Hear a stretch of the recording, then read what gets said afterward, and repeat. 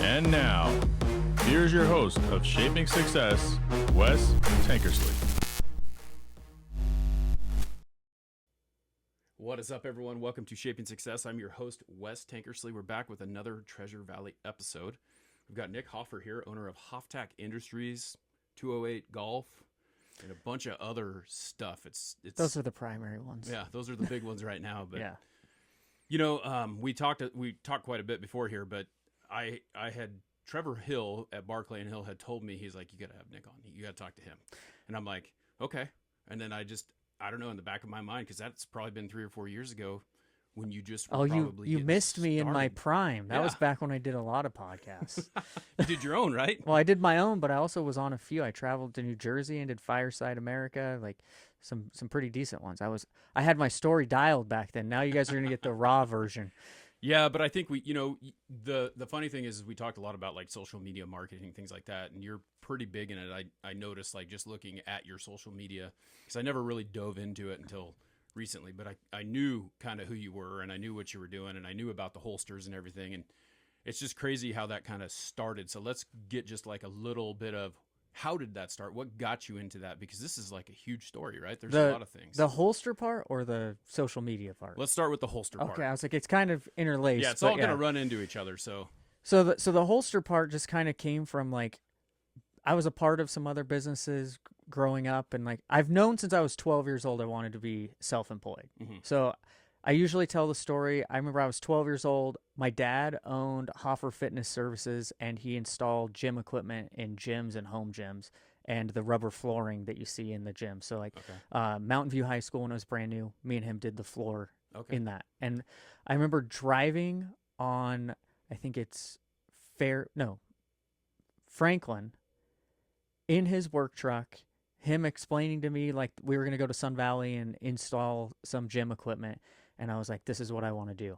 Not necessarily gym equipment, but I was like, I want to make my own schedule. I want to be excited about what I'm going to do. And I want to take my son to go with that. That's weird because I was 12. You're right. I'm like, and he's like, I'm going to build this and give it to you. And I'm like, I don't want this. I don't want to do gym equipment. But then when I was in my late teens, I was like, I think I want to get certified and do gym equipment. Like, no one does it. There's gym outfitters, but there wasn't anything. It was really hard to figure out how to get certified in that. And if you guys look me up, you'll hear some stories about my dad.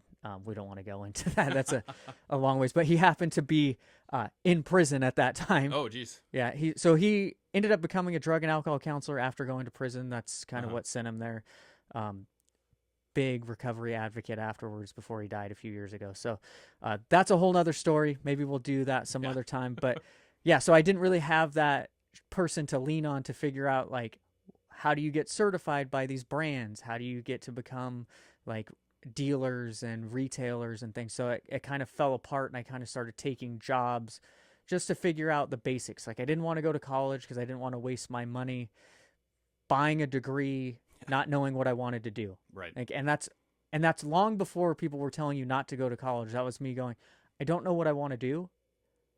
It doesn't make sense for me personally to go and spend $4,000 a semester to just run through and figure that. I'm like, I would much rather spend that going out and having fun. Right. Right. Well, it's funny because you think about it. Like, I was the same kind of way, like I graduated high school and I thought, I'm going to go to college to be a teacher. That's what I was going to do. And then I was a terrible student. I wasn't ready for college. They don't prepare you for the fact that you're not going to have someone chasing you down for your homework. Well, I can say this. I'm a horrible student. I'm a horrible learner. I'm extremely smart, but only in the things that I want to learn. And I learned this not too long ago. The reason why I'm a terrible student is because I'm not interested in most of the stuff. Right. And my worst subject in high school is the thing that I use all the time now, which is math. Like, math is the most important thing. I feel like you have math, and then you have like grammar, which I'm really bad at still. But I use math every single day in my product design, in like looking at numbers and finance, like how you gonna know how much money you made if you don't know how to add those numbers up? But if they would have shown me that in a different way than when a train arrives to the station, I probably would have been more interested in it. Yeah, that was when Chad was on here a couple weeks ago, he was talking about his math class, and I can't remember what it was called, but it was like a life skills math, not like you were talking about, Yeah. oh, we're going to do this story problem and you're going to have to figure out how a squared plus b squared equals c squared. Just figure it out, like the train is going this way, just like Yeah. you said. It's like this all I've this never rode on a train, so I don't care when it arrives at the station, is Right. what I used to say in math class. Yeah. And I explain that to my kids too, because that, like, for some reason, that seems to be Oh, it's a bad class. And I'm like, look at it this way. You guys want, like, my middle son, I have 3 stepkids, and then I have 1 son of my own.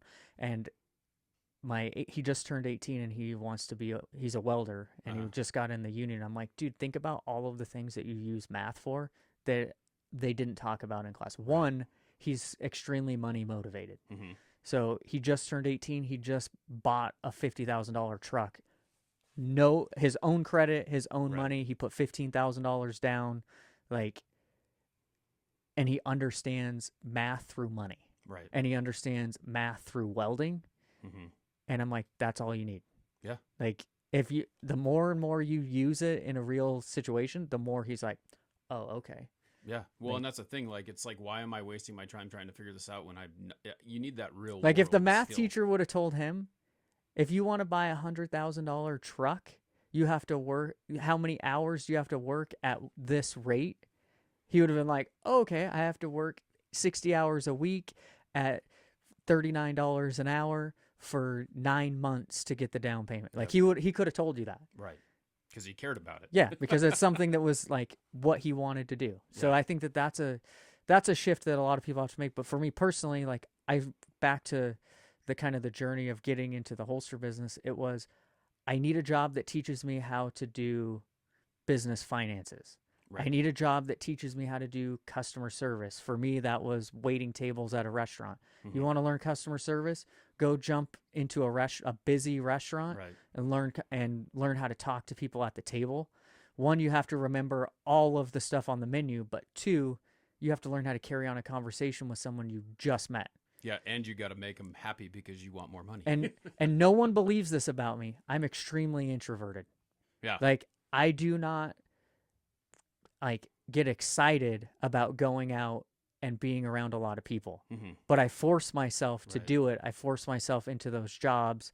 We'll get into it later, but I forced myself to learn how to talk on camera by using Snapchat. Okay. I made like every one of my buddies message me through Snapchat so I could respond in video. Oh, wow. And I would do that in like Walmart and different places to get over that like awkward feeling of talking on camera in front of people. And that, like, I did that for a year. It's funny because my boss and I were just talking about this yesterday, and you said you didn't go to college, but so when I went to college, one of the things that they do on like the first day in class, and they do it I guess in high school too, but it's like, here, you're going to take this inventory of what you are, right? And I'm sitting here thinking, I am the most introverted person ever. Like, there's no way that I don't like talking to people. I like doing my own thing. I kind of keep to myself, and then, nope, highest extrovert there is. I'm like, what the hell? Yeah, how does this work? I think that the best thing that especially young people, but even like adults can do is take a personality test. Yeah. Even though some of it is kind of take the personality test, see where your traits lie, and then focus on the ones that you're weak in. And so for me, that was like public speaking. So this right here is a form of public speaking. Right. And so once you just teach, like, the first podcast I was ever on was Forge Your Potential, and they're not around anymore, but I'm friends with the 2 people who founded it, and they asked me to come on. They met me at an event that we were at, and they're like, oh, we'd love to have you on the show. It was like episode 20. Yeah. And I was like, not a chance. Like, I can't, I will freak out. I won't be able to talk. I stutter. Like, none of this will work for me. This was the conversation. Like, I literally posted a TikTok video about this about 10 minutes before you got here. I was like, you know what? I want to let you guys know, I'm getting ready to do this episode, but I want you to think about it. The reason that you're coming on here, it's not as scary as you think it is, but you're going to come tell people who you are. And if you can tell people who you are, it's way easier to do it face to face with one person, even though there's a bunch of people watching right now, right? What is there, like 2-3 million people who watch this? Right. Yeah. Get in on it. Yeah. But think about, like, I thought the same thing, and I'm sitting here talking, and I guess it's a little bit easier maybe when it's a high school kid because you feel like you're older or whatever, but you're still talking to 30 other people, and you have to do that. And I had to get comfortable with doing that. It's like giving a speech. These are all the things that you have to get comfortable with doing that. You still had to do the same thing. You just didn't have to pay for it. Yeah. So like with that podcast, I told him no. And I was like, I can't, dude. I would ruin your show. And at the time, I was paying somebody for coaching, like business coaching. Right. They went to that person, and he accepted to be on the show, and he took my episode spot. And then I was like, oh, now I have to do it. Yeah. Like, there's no way I can't. There's no way I can go on to that call next week and say, oh, yeah, I got offered to do that, and I said no, and Sean did it. Yeah. So then I called him back, and I'm like, I need to be on the next episode. And they're like, what do you mean? I thought you know. I said, I need to be on the episode directly after Sean. And they're like, okay. And so I went in there. We did it in, they used to have, well, they still kind of have it. The Meridian Library has like their like technical side Yeah. that used to, it's downtown. It's actually right by Trevor's Barbershop now. Yep. And they had they have a podcast studio in there. We did it in there. So it was like super professional. Yeah. It was like being on a radio show, like sound deadening everywhere. Like first time I ever put headphones and talked into them. And I was like rambling. They'd ask me a question, and I don't recommend this. Like they asked me a question, I just answered it. Yeah. I would go on and on. I said so much stuff I probably would never say on camera again. Like they were asking me about my divorce, about my business. Like I got done and I walked out, and my buddy Josh was with me because I was like, I can't do it on my own. You have to come with me. Yeah. I walked out. I was like, I'm going to regret that when it comes out.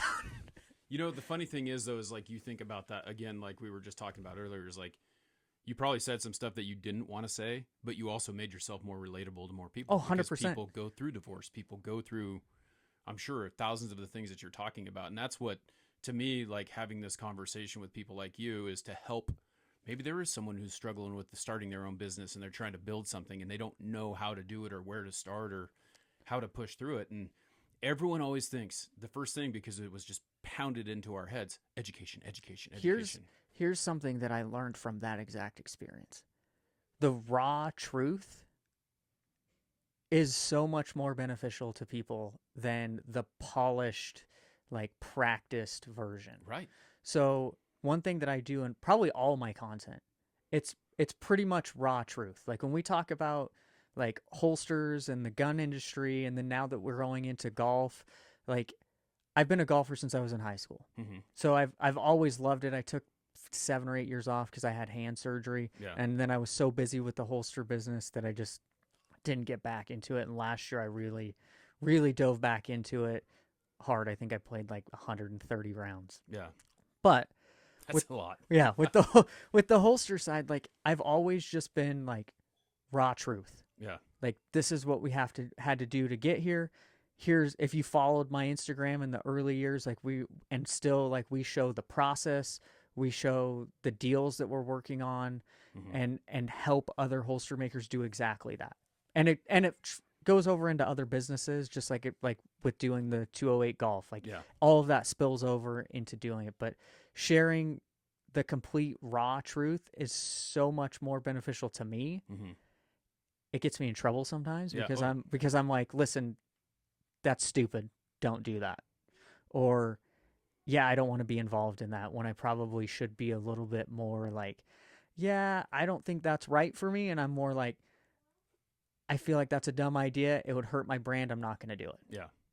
Like, it's weird. It just, I don't know. I mean, it's interesting because like you just like you said, like the biggest thing that people have though is that crutch is I'm not going to post at all. Like I can't do this at all. So I told you about those 300 Instagram live episodes that I did. That's exactly what that was. So it was literally a challenge to the people in that group to go live and do a podcast interview at the same time. So the criteria at the beginning was, have you ever done a podcast? Have you ever gone live on social media? Mm-hmm. If you haven't done either, I want you next Friday on my show. Yeah. Because it was a learning experience. Right. And even some of the big names in the group, I was amazed where I had to show them how to set up the live stream and explain to them how to go live. I'm going to do something here because I just realized that you know better than I do about how my mic should be, because now we can look each other and I don't have to look through that stupid cage. Oh, so, yeah, there you go. Look at this. Yeah.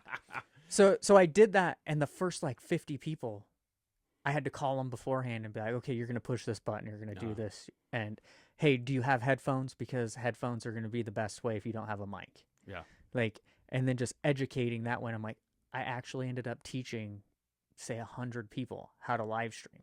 Yeah. And then the cool thing is, the next 6-8 months after, you start seeing those guys hitting the live button and talking about what they're doing in their business through their Instagram. And what's really cool about that is, like, anyone will tell you it was two-sided because you learned yourself how Oh, yeah. to do whatever it was, and you were teaching someone how to do it.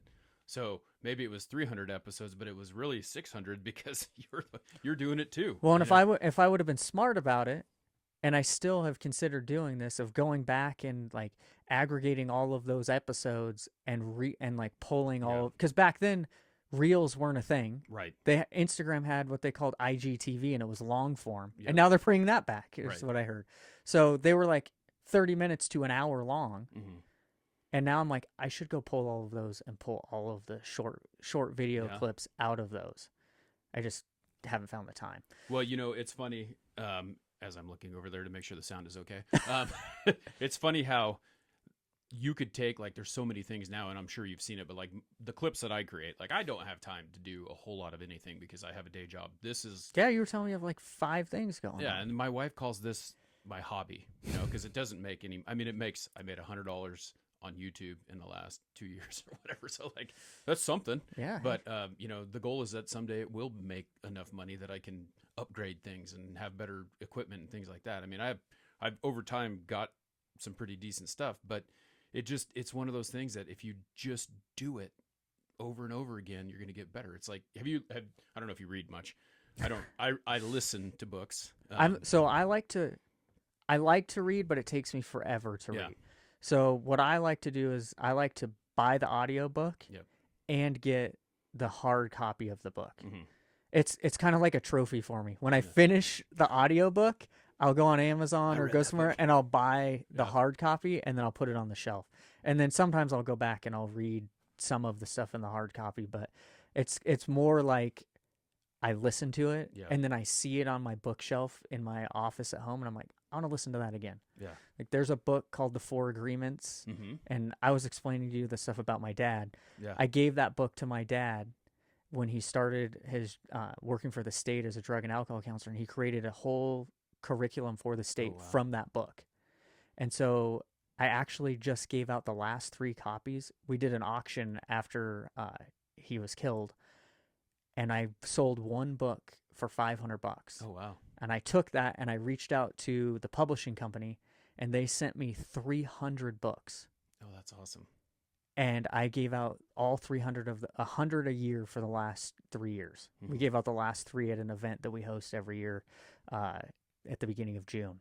And so, yeah, I love to read. So I love to read, but I love to share the things that I read with other people. And The 4 Agreements is probably the most shared book I've ever given out. I'm pretty sure I have that in my, I know I've heard of it, and I'm pretty sure I listened to it, but I've listened to so many because that's like, that's where I go. It's like, and it's not always something that's, you know, like motivational like that, or telling you what you I think my favorite subscription is the $15 a month for Audible. Yeah, that's what I got. Yeah. It was funny because I just downloaded, if you can't tell, I'm a baseball fan. But I just downloaded 2 baseball books. I'm like, I haven't gotten any books in a while. And I'm like, I'm going to get Nolan Ryan's new book, just came out. And Dusty Baker, who used to coach the Giants. I'm like, oh, I'm going to check that. Because I actually met Dusty Baker. It was kind of cool, but that's a whole different story. But listening we to need people, to do a reverse podcast and get all of your information, it sounds like. sometime, man. Dude. Well, the thing, though, is that people like you, people that I have on here, are people who have kind of the same thought process that I do. I'm just gleaning. I'm doing the same thing that you were doing with the 300 episodes. I'm gleaning information from you and sharing it with other people. So if most people don't know, like, when we do interviews and podcasts, like you said before, it's 2-sided. Yeah. Like, I was bringing people, even with the Range Minded podcast when I was a co-host there, I'm like, let's get this guy on, because there's questions that I want to ask him, or even for you, it's like, I want to ask you a question, but you probably aren't going to respond to me through Instagram DMs if I'm like asking you a question. But if I'm like, hey, you want to come on my podcast and speak to the 30 people Yeah. that I have on my show, and they're like, "Oh, absolutely," because they're getting that content and that exposure, Yeah. and then I can go, "Okay, I want to know this, this, this, and this," and I can phrase it as, "So, what would you tell people if they wanted to start a holster business today or any business?" Right. And then I can get that, Yeah. and then I have it recorded, Yep. and I can go back. To me, like that's kind of listening to you talk about a lot of the things that you do. That's kind of how you got your degree. 100%. You don't have a piece of paper, but you have the knowledge that you would have gained getting that degree just by the and that was the thing. Like I'm sitting in a school teaching a kid going, you got to go to college, even though I don't freaking believe it, but I got to tell you got to do it because that's what they want us to tell you. And it just, That's the struggle I have with my kids. So I have 4 kids and they're all teenagers. 3 are out of high school and 1 is going to be a sophomore. And I'm like, you really want to go to college? Like, why do you want to go to college? yeah. What do you like?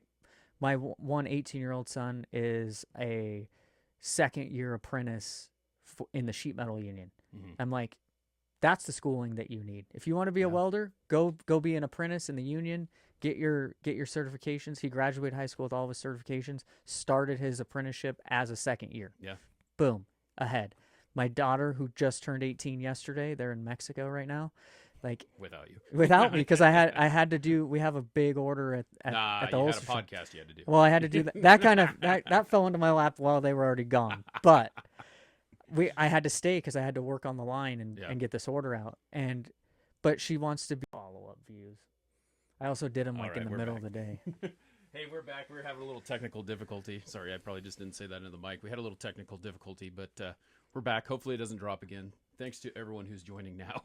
Yeah, all the major like golden nuggets were dropped in that 30 seconds. Yeah, I mean, I were totally had like 5 sponsors in the chat room ready to go. We were talking about schooling and things like that, and how your son is an apprentice welder, and how that's kind of the Yeah, so in my house I push, if you want to be a lawyer, you want to be a doctor, you want to be an accountant, let's go to school. right. You want a general business degree? Let's find people who can teach you Right. all of that, and then take whatever specific classes that you need. But we really don't need that piece of paper unless you're trying to go corporate. Yeah, and that's the thing. Like I keep telling myself, that was kind of the struggle with like where I went. Like, all right, welcome back to the shit show. We're gonna try this again. We've had some recording difficulties, and I don't know if it's the weather in Idaho or not, because I mean, it sounded like you were in the flood yesterday a little bit where you're at, and we just got a lot of rain. Had a June hailstorm. Yeah. There was 3 feet of hail on my back patio from the runoff from the roof. Yeah, that's insane, man. And I wonder how many businesses were actually damaged. They were talking about, I think my mom was saying that the big Albertsons on Fairview got the roof damaged or something. That was actually the Albertsons on Cherry Lane in 10 Mile. Oh, okay. So it's right over by my house. I drove by. I told you I had to run down and strap down the roof of my Jeep in the parking lot. I drove by as the fire trucks were showing up there. Basically, the weight of all of that hail collapsed the roof. Yeah, and it wasn't like, that's what I was trying to figure out, because it looked like when I was watching those videos this morning that you were talking about, everyone's getting 10 million views if they posted one. Yeah. Damn it, I should have posted one. But it looked like the ice breaking up on the ice road and ice road truckers, like there was all this floating. So the streets in the neighborhood, so even our neighborhood, there's a river running down the entire street, and then just, have you, like the Sonic ice? Yep. That's what it was, like a whole bunch of Sonic ice just falling from the sky. That's so crazy. Like someone forgot to turn off the ice machine, and it was a giant Sonic lemonade running down the street. That's insane, man. That is freaking crazy. Yeah. Well, let's talk a little bit more. It looks like we're recording okay now, so we'll talk a little bit more about what we were talking about before we got interrupted 3 times. All good. I'm sad. I told you this has never happened before, and you're like, I don't know if that's a good thing or not. It's a weird thing, though, and I think this is something that you probably learned with all the things that you're doing with social media, is that it doesn't always go the way you want it to, right? Yeah, and sometimes that's for the benefit of the show or whatever you're doing. Like, not going the way you planned, that's usually to benefit. I mean, my holster business, I remember when I first started, I never wanted to make hybrid style holsters. Now it's our entire business. Yeah. So well, let's talk about the ones that you originally made. What were they like? Like very beginning. Yeah, right in the beginning. Like you started getting into this, and I'm sure that's like, I'm trying to think of some of the things like the guy who invented the windshield wiper or whatever. Like you see that, or I think that was actually a lady. I might be wrong. But you know, those are like very crude. Like you remember my dad had a Willys Jeep that had the manual one where you had the little knob on it, and that's how you wiped your window. Oh yeah. It was probably started out a little crude, I'm guessing. Yeah. So originally I made holsters in my garage Mm-hmm. on like a 4-foot bench with parts that I had traded to the distributor for the parts. Uh-huh. And yeah, I think the second holster I ever made, I sold on Facebook though for like $25. Oh wow. And I just kept rolling that the same way. So they weren't horrible because I had some people before me that were doing it and kind of showing how they did it online. There's a major video on YouTube by Philster that he basically taught everybody who's now big holster brands how to do it in the beginning. Mm-hmm. And so I watched that video 1,000 times. So I learned how to do this from YouTube. So it's kind of interesting how that goes. And now I'm going to be looking over here to make sure it's recording every time. Sorry. Don't worry about it. You know what's going on. But it's interesting to me, like even we were talking about how you're using injection molding and how you're using presses and you're using all these things, like all that information from YouTube. You're just like, hey, look, this is... So the original holsters were from YouTube. Uh-huh. Then I connected with the people who were making the YouTube videos. Mm-hmm. And then we started collaborating on, it would be really cool if we didn't have to hand make the belt clips anymore. Mm-hmm. And then some of us would reach out to hardware distributors like, hey, if you could make this, we have a network of like 50 people that would buy them. Yeah. And then it was collaborating with some of the top people sharing information on, and it wasn't so much YouTube as it was Instagram. Mm-hmm. Like somebody would be make a holster and they would show how they did one part on Instagram, and then you would just watch that clip or zoom in on that picture and just study it for hours until you figured out like how they did it. And I think, so I had told you when we were down off the recording, it was, we did foam pressing, and then we did vacuum forming, and then we did compression molding, and now we do injection molding. Yeah. Like that was the stage of evolution. And all of those stages, except the injection molding, all had to be downscaled to be able to be something you could do in your own shop or your garage. Yeah. So vacuum forming was always only available through a commercial entity that wanted you to do thousands of parts at a time. Yeah. So I remember I was working with Andrew Henry at Henry Holsters, and we were collaborating back and forth through Instagram. Like, how could we build something smaller? Mm-hmm. How could we build something that we could do one holster at a time on? And he created the press that we actually use now for vacuum forming. That's just a single plate of aluminum with a hole in the middle with a Harbor Freight vacuum. What is it called? It's not a vacuum. It's like what they use when they do like HVAC. Oh. I think you call it like, yeah. It is a vacuum. It's a vacuum, but yeah, it's like a certain kind of vacuum. Yeah, it's the vacuum that they use to vacuum out all of the gases out of the line. Yeah, vacuum pump. Okay. So it had a vacuum pump in the center, and then we used a little mesh so that it would wouldn't suck tight to the table, and it'd pull all the air out once you sealed the plastic over it. Mm-hmm. And then we were doing that forever. And then it was, well, we really want these to have more definition and be able to visually see more features. So the next step was like compression molding, which is where you use a male and a female die, and you compress those around the melted piece of plastic. Yep. Again, a process that you had to go to a factory and spend thousands of dollars on the tooling before you could get one part. Right. So then there was guys that figured out how to make the molds that were two pieces, and we could do it, and we were using clamps to hold them together. Mm-hmm. That was the first part. Then, I think we were probably one of the people that posted the most content about it. We created pneumatic air presses that come down and clamp those molds together to make it more consistent and faster. So I think we did 30,000 of the Omni Carry shells in that form before we went to injection molding now, because we couldn't keep up.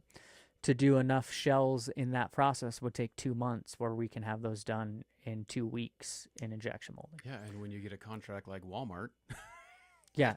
Yeah, so things happen a little so bit like faster. right now we're doing 8,000 holsters to do an initial order for Walmart. Uh-huh. We have 3 weeks to make them. So the only way to do that was to spend the $30,000 on an injection mold. Yeah. And then injection mold them. Yep. So then you get parts. Now we become an assembly line. Yeah. We designed the product. We patent the product. We designed the process. And now we take that process and we design an assembly line to make one every 30 seconds. That's freaking awesome. It's just amazing to me to see how like it comes from, and we were talking a little bit about the custom ones that you used to make, like people would It would take 2 hours. When I first started, 2 hours to make a holster from start to finish. to make one.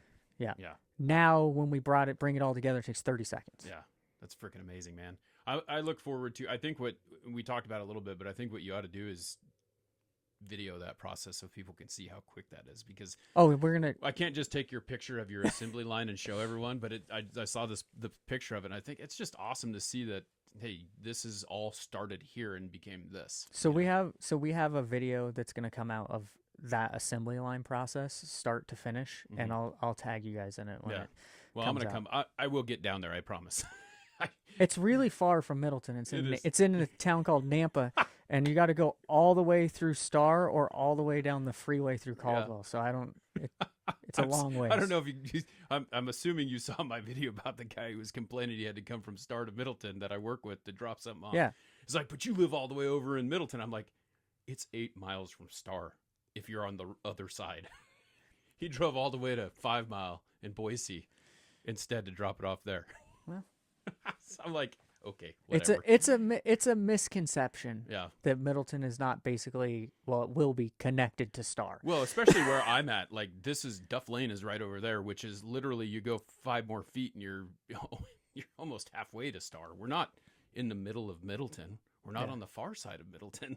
We're on the edge of Middleton towards Star. I always explain. So have you've been to Arizona, like the Phoenix area? Oh yeah. So there you have like Phoenix, and then you have like 30 towns around it. Yeah. And I always just, anytime I'm going to any of those towns, I'm going to Phoenix. Yeah. And everyone's like, well, you're going to Maricopa. I'm like, yeah, it's 20 minutes away. Yep. Like, I'm going to Chandler. It's 5 minutes away. I've had this Like, conversation with my friend Jay from One Drink Wednesday all the time. He's like, no matter where I go, it's 30 minutes. He lives in Gilbert. It's like 30 minutes here, 30 minutes there. It's like, it is what it is. Traffic is horrible. It's construction season. It may take a little bit longer to get here, but it's not that far. yeah, I always explain to people in our videos and the stuff that we do. It's like, we live in Meridian, we're in Meridian, but it's Boise, Meridian, Nampa, Star, Eagle, like Nampa, Caldwell. We're all CUNA. We're literally one town. Yeah, it's all connected. Like, especially if you come off of the freeway. Like, It's just depending on where you're going to stop. And it keeps getting more and more connected because 16 is going to run right into the freeway too. So I explained to someone the other day, we have a house for sale in Mountain Home, which is where I grew up.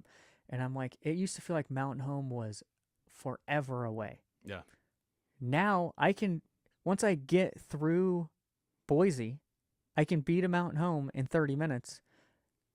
If I want to go from Meridian to Caldwell downtown, it takes me 30 minutes. Yeah. But you don't think twice about that. But when you say you got to run to Mountain Home, it's like you're going to Twin Falls. Oh yeah. Don't get me started on Twin Falls. Yeah. I was just there a couple days ago. So I can't stand that drive. anyways, before we backed out, I was telling you about college degrees, Right, and yep. how I told my kids, like, if you don't want to be a lawyer, doctor, accountant, something that is very critical that you have a college degree. Right. Let's figure out who we can pay to mentor you to get that knowledge twice as fast and probably the same price. Yeah. Like, I'm a big advocate of like in-person mentor training and hiring individual coaches. I mean, we did it for our kids' sports. We did it for our businesses. My fiance is a realtor. Like, we've hired real estate coaches just to teach you exactly what you need to know. Yep. Instead of having to go through this, oh, well, if you want to be a business major, you also got to go take a classic arts class. Right. Like, really? Because I don't care about class. I mean, it's Just cool, having that but I don't conversation want to learn yesterday. about it. I want to go learn how to scale my business and how to run ads on Facebook. Yeah, and it's weird because it's like college is just one of those things that you're checking those boxes to prove that you could do something. Sorry. Yeah, we're good. It's all right. Now we're both looking. I have this like situational awareness problem. Oh, Everywhere I gotcha. go, I'm always like trying to look over my Yeah. shoulder. Nope, you're good. No one's over there. Yeah, Gotcha. there's a window behind me. So There is a tripod back there, but be careful. so yeah, I was like, I have one. My youngest son, he's like, well, I want to get a business degree. I'm like, dude, let me tell you that we come from a family of serial entrepreneurs on all three sides of your family. Yeah. Like, so I'm his stepdad. His dad has a business degree. His mom owns her own real estate business. His grandma from like everybody. Right. My parents, my fiance's parents, his dad's parents, all of us own our own businesses.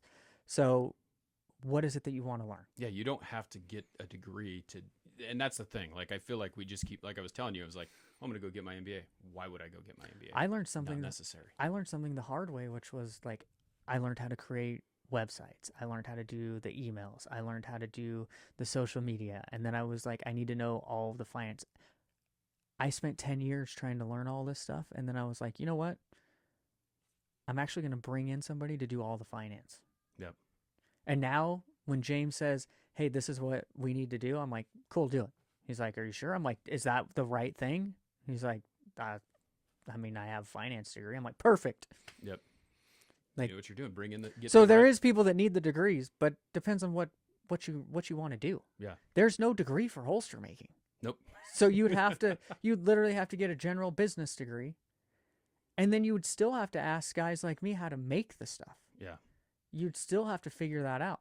Well, I think it's interesting. You had said that, I was telling you, I shared that I'd worked at Les Schwab, and you worked there too. And I don't know how long you worked there, but it's not the same now as it was then. Yeah. But I learned every business aspect of the things that I would use from then, Yep. in 2001 when I started working there, when they told you, hey, you're going to have to know how to run this business in order to be a manager and assistant manager.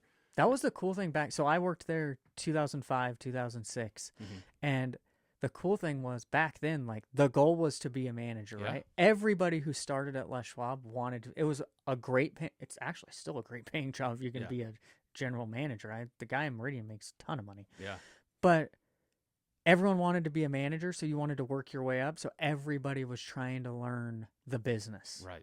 Because as they opened new stores, they always pulled management from existing employers or employment. Yeah. And that was the cool thing. I thought I was going to work there forever. Yeah, I did too, but I got to a point where I was just like, I got a new knee because of it, so I'm good. Yeah, I bounced around after I left Mountain Home to a few places, and one of the places I went was Sun Valley, and I was like, it's too expensive. I can't afford to live here. And then I worked at the one in Nampa for a couple months, and then I ended up doing something else just because it wasn't. Was it the Nampa South or the one in town? The one in town. Okay. The one on the boulevard. Yeah, you probably worked with a few people I know. Yeah. I'm guessing. I only worked there for like 2 months. Yeah, but you would remember some of these guys. But we'll talk about that another time. Yeah. But that's actually one of the Stepping core stones. jobs that I had. Like there's Les Schwab, Bastida Towing, and the Griddle are all jobs that I can tell you a huge piece of my business acumen came from that. Mm-hmm. From those places. So the Griddle, it's interesting hearing that because I wonder if it was like, as far as restaurants go, I've never been in the restaurant industry. I know tons of people who have, but you kind of look at the Griddle and you're like, did they have like a plan for you? Because that was one of the places you said that you managed there, right? Yeah. So the Griddle came from Winnemucca, and part of my family lived there. Okay. And so they were actually the owners, David and Ashley, are family friends. Uh-huh. So when they opened their first location in Meridian, which they actually just closed and moved it over by Topgolf. Oh, okay. That's where my youngest son is working. He's at there the right now. Griddle. He's there right Nice. now. But it was when we opened that restaurant, I was a busser, but my mom worked there. My aunt worked there. My aunt's son, so my cousin, worked there. There was like 12 people from my family that worked in that one location. Man. And so all of us, we worked great together. But what we learned was this. There's no individual person in the whole place. Uh-huh. So one thing that David and Ashley had taught us all working together was like, if this person's table needs something, you just do it. Yeah. The money comes if you do. So if it you just doesn't do the matter job. if it was in your area, but if you So- walked so by we and had- someone needed coffee, you gave them Yeah, coffee. we had sections, but yeah, if they needed coffee, if they needed a refill on their drink, if they needed the empty plates pulled, you just did it. And Yeah. because we were all family and those who weren't family were such good friends and we all got along so well, we just did everything for everybody. Yeah. Like we didn't share tips or split tips, but we just did everything for everybody and everybody made more money. So that was a Yeah, 'cause major lesson. If you were doing that for the other person's customer, They were doing that for you. yeah, and so they're yeah. So if why food- would you share a if- tip? Because you were all helping each Yeah, other get if a better food tip. hit the window and I was walking by and I'm the busser, do you want me to take that? Boom, I'll take it out. Yeah. And so that's how I worked. I went from bussing to waiting tables to helping with everything around because we were friends to my aunt was the manager and they opened the location in Eagle. And my mom and my aunt both left Mhm. and opened their own restaurant in Caldwell. Okay. And so then I got pushed up to be the manager, and Mhm. I did that for I think 3 years. Mhm. But again, I've spoke at like 2 griddle employees and with the owner, like because the things that I learned there, I take so much of it into my life. That's why when my youngest son was like, "Well, I'm 15, I can't really get a real job," and I'm like, "I got a job for you." Yeah. Like, and it sets, I said, if you listen and you do the things, it sets the tone for your entire career, no matter what you want to do. Because when I talk to you about the podcasting, about the social media content, I probably have hurt myself more by helping other people start their businesses that worked for me. Right. I'm like, you want to be an electrician? Well, like, you can work for me, but you need to do this, this, this, and this, Yeah. and go be an electrician. Go start your mechanic business. But you can work for me in the meantime. I'll teach you everything I know. And that's the thing. Like, I feel like no matter what you do, like I was a teacher, but I feel like I can teach other people how to do something 100%. based on what I do. How many employees do you have now working for So you? this is what's funny. So Hoftac Industries employs 3 people. 3 people. And then we partner with a company called Adaptive Tactical, which is in our same building. Mhm. And they're our major distributor, or our main distributor. Uh-huh. Everything that we produce goes to them. And then they also produce stuff on their own that we get paid royalties on. Okay. So all of those 60 sales reps that I told you about Uh-huh. and our sales director are all employed by Adaptive. Okay. And then we just give our input on our product. And then same thing, like our only check comes from Adaptive. Okay. So how do you so you said you have 3. Okay. So what do these 3 people do? Do they do everything that you do? So there's me, Yep. and then there's Jared. So Jared does our in-house shipping, our in-house assembly, the shell forming, Uh-huh. and then I do the post production on the shells, and then me and him will do the assemblies together, and then the third person is Jared or James, who's my business partner. And you're doing this. He's the finance guy. You're doing all of that with 3 people. That's freaking Yeah, but crazy. what we've done is we have collectively pulled other businesses and other Yeah. companies to do the work for us. Right. But it's just to me it's like the amount that you're talking about and how Jared would essentially be like a overqualified personal assistant for me. Anything that I do or need help doing, that's what he does. yeah. So some days I do the shipping, other days he does the shipping, some days I do the like sub assemblies, some days he does the sub assemblies. He'll like the messages that you sent me about this, like he puts the address to come here into the calendar and does yeah. like he's my go-to number 1 guy. Yeah.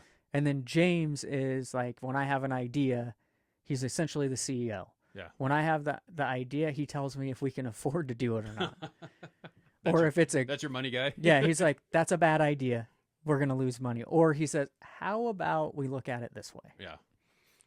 Like, So you've got the right tools in the right spot. but it used to doing be what I they was need to do. afraid to partner with people. Yeah. So for 9 years, I was trying to do everything on my own and in-house, and I just couldn't get over those barriers. When you say partner though, like you're not really partnering with someone because you still are the sole owner, right? Like you're not those people are not like So James has equity. uh-huh.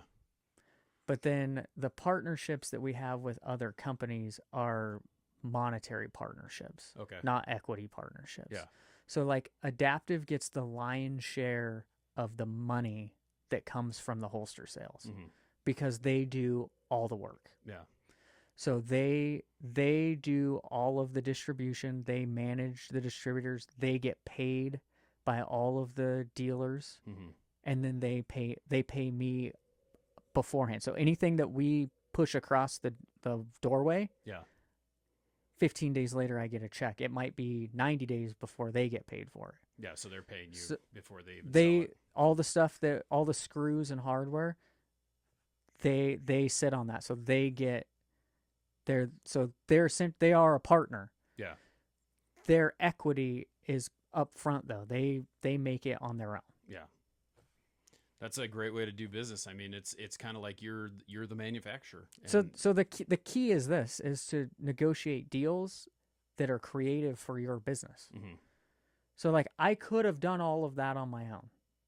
And we could have gotten our own warehouse and we could have brought in our own sales teams like we've done it in other businesses that we've worked in. Mm-hmm.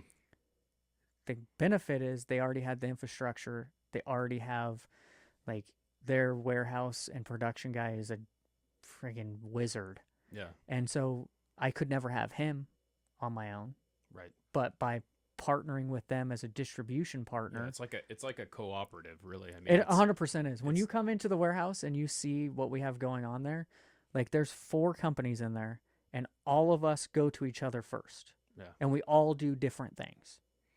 So it is literally a co-op that we've built in that building, and Adaptive does all the shipping for them. Mm-hmm. Adaptive does basically there's a 3PL, but they do contract manufacturing, which then when it comes to like any of those 4 companies need holsters, I do the design and the manufacturing. Yeah. If any of us need sewn goods, Tracer does all of the sewn goods. Mm-hmm.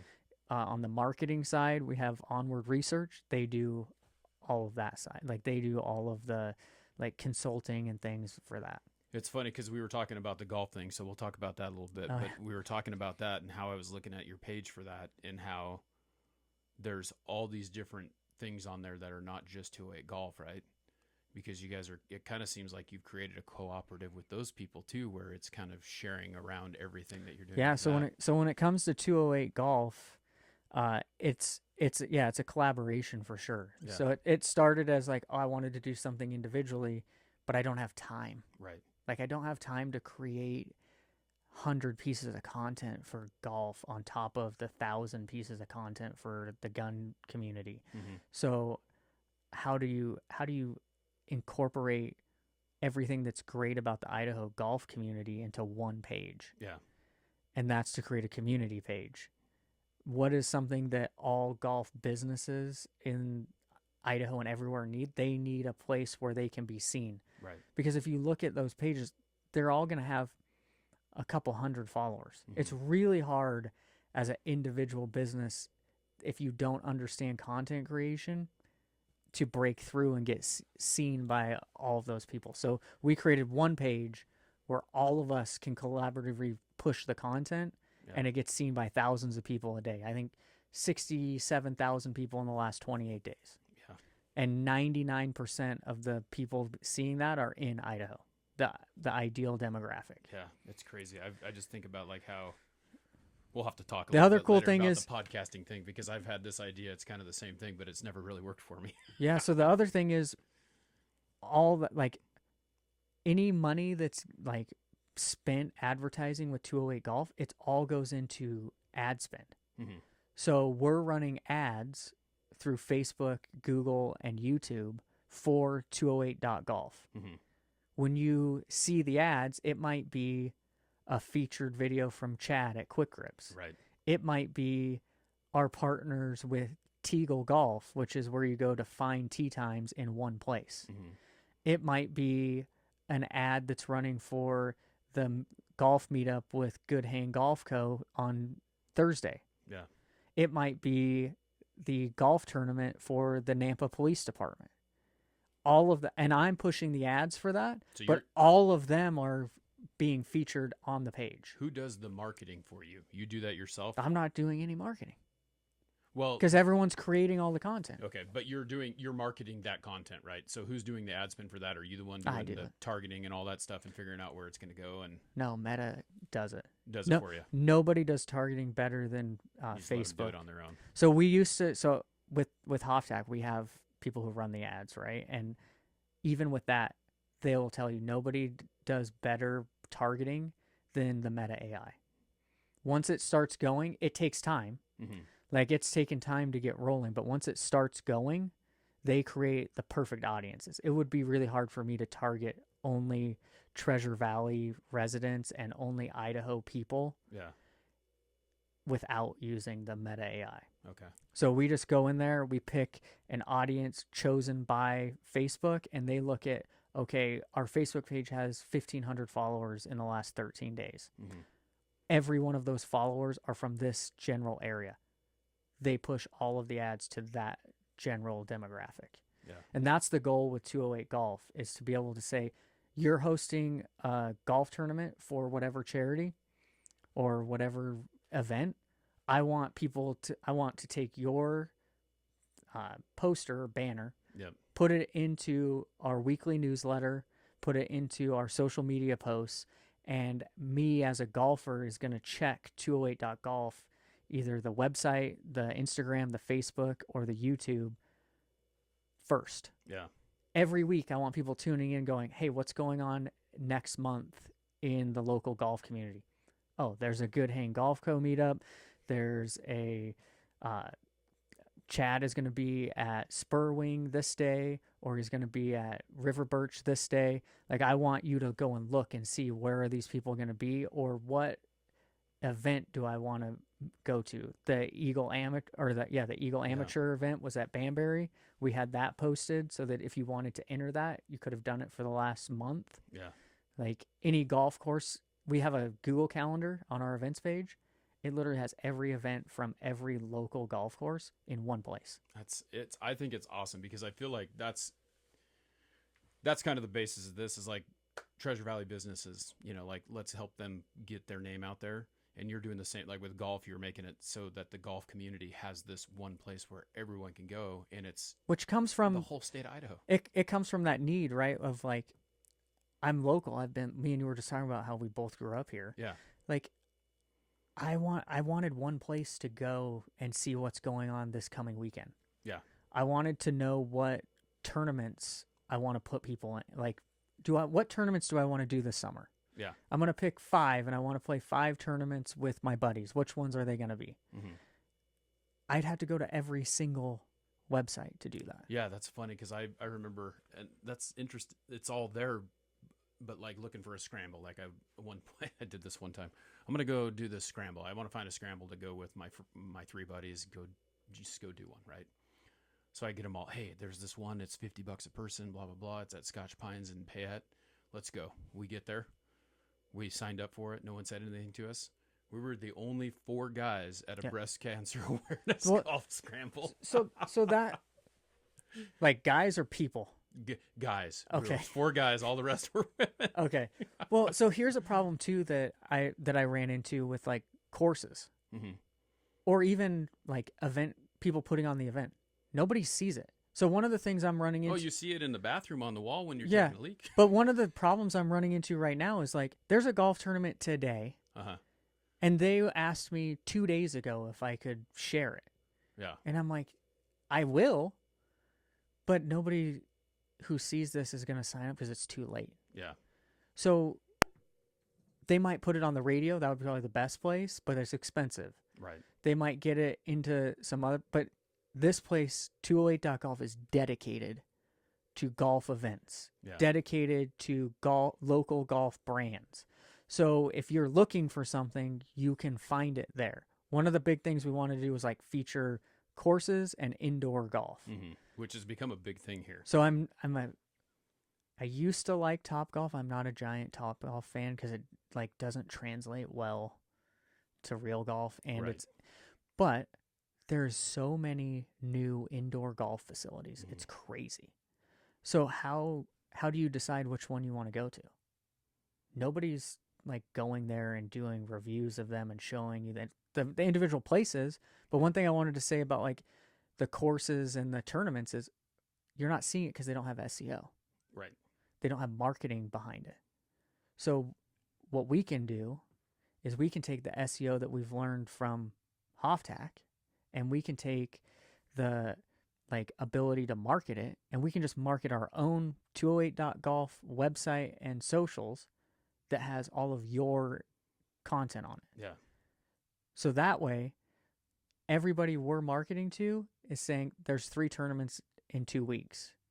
I want to play in that one. I want to support this mission, or I want, or this place. Or I just posted, I think on Tuesday, there's a tournament at Spurwing. Mm-hmm. Well, for those of us that aren't country club members, Right. the only way we're getting on those courses is to play in a charity golf tournament. Yeah.